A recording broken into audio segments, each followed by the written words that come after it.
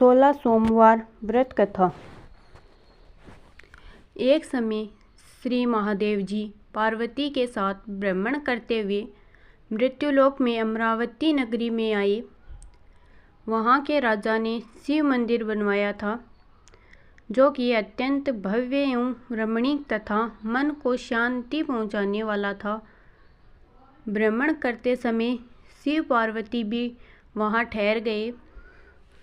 पार्वती जी ने कहा, हे नाथ, आओ आज इसी स्थान पर चौसर पासे खेल प्रारंभ हुआ। शिवजी कहने लगे, मैं जीतूंगा। इस प्रकार उनकी आपस में वार्तालाप होने लगी। उस समय पुजारी जी पूजा करने आए। पार्वती जी ने पूछा, पुजारी जी बताइए, जीत किसकी होगी? पुजारी बोला, इस खेल में महादेव जी के समान कोई दूसरा पारंगत नहीं हो सकता, इसलिए महादेव जी ही यह बाजी जीतेंगे। परंतु हुआ उल्टा, जीत पार्वती जी की हुई।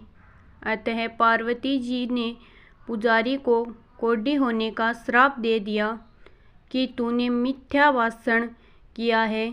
अब तो पुजारी कोढ़ी हो गया। शिव पार्वती जी दोनों वापस चले गए। कुछ समय पश्चात अप्सराएं पूजा करने आई। अप्सराओं ने पुजारी के उसके कोढ़ी होने का कारण पूछा। पुजारी ने सब बातें बता दी। अप्सराएं कहने लगी, पुजारी जी, आप 16 सोमवार का व्रत करें तो शिव जी प्रसन्न होकर आपका संकट दूर करेंगे।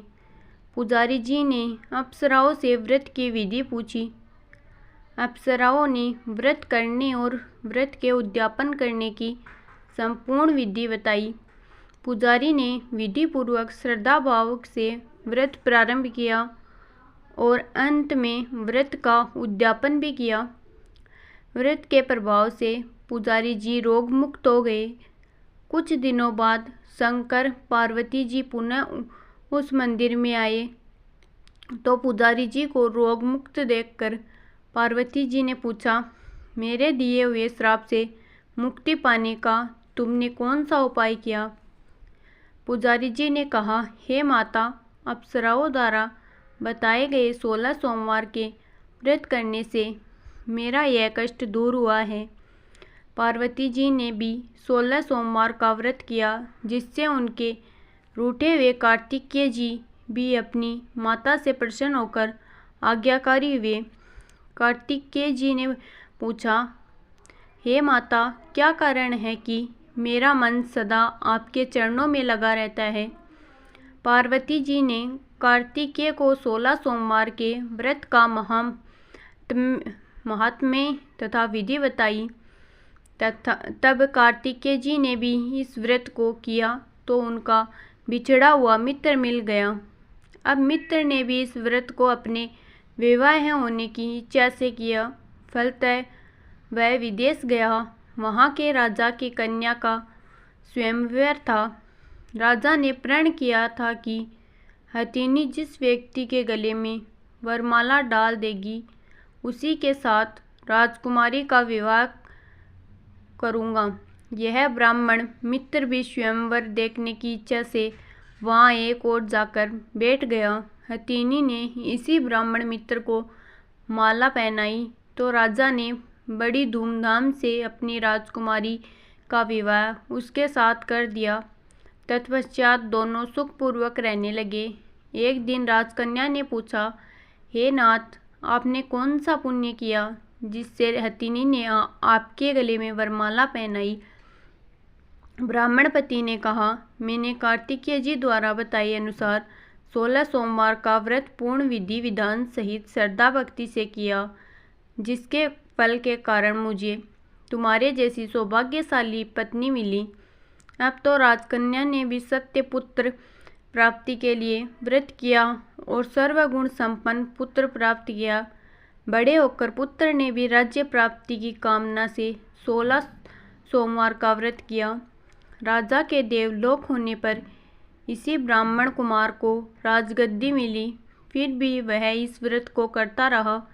एक दिन उसने अपनी पत्नी से पूजा सामग्री शिवालय ले चलने को कहा, परंतु उसने पूजा सामग्री अपनी दासियों द्वारा भिजवा दी।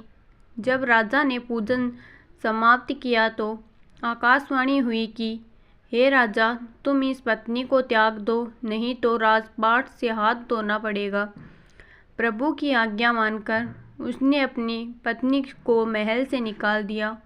तब वह अपने भाग्य को कोसती हुई एक बुढ़िया के पास गई और अपना दुखड़ा सुनाया तथा बुढ़िया को बताया, मैं पूजन सामग्री राजा के कहे अनुसार शिवालय में नहीं ले गई और राजा ने मुझे निकाल दिया।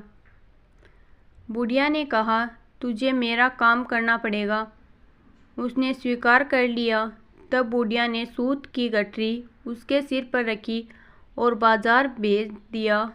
रास्ते में आंधी आई तो सिर पर रखी गठरी उड़ गई। बुढ़िया ने डांट कर उसे भगा दिया। अब रानी बुढ़िया के यहाँ से चलते चलते एक आश्रम में पहुंची। गुसाई जी उसे देखते ही समझ गए कि यह उच्च घराने की अबला विपत्ति की मारी है। वे उसे धैर्य बंधाते हुए बोले, बेटी, तू मेरे आश्रम में रह, किसी प्रकार की चिंता मत कर। रानी आश्रम में रहने लगी, परंतु जिस वस्तु को वह हाथ लगाती वह वस्तु खराब हो जाती। यह देखकर गुसाई जी ने पूछा, बेटी, किस देव के अपराध से ऐसा होता है?